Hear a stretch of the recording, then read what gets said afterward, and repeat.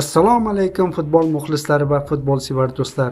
O'zbekiston va dunyomizda ro'y berayotgan eng so'nggi va qiziqarli xabarlar bilan ushbu kanal o'z ishini boshlaydi.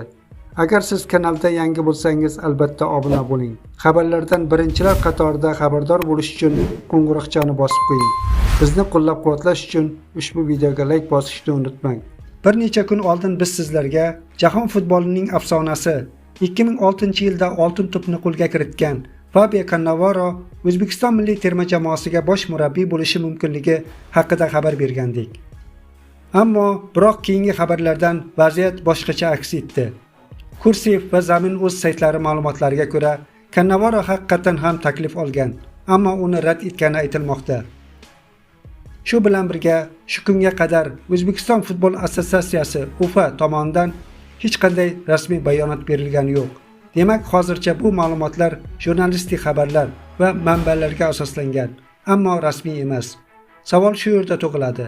Agar Fabio Cannavaro haqiqatan ham rad etgan bo'lsa, unda O'zbekiston terma jamoasi uchun qaysi murabbiy to'g'ri tanlov bo'lishi mumkin? Bu haqda o'z fikrlaringizni izohda qoldiring. Cannavaro haqida vaziyat yangilansa, biz sizlarga albatta xabar qilamiz. Xayr, salomat bo'lingiz.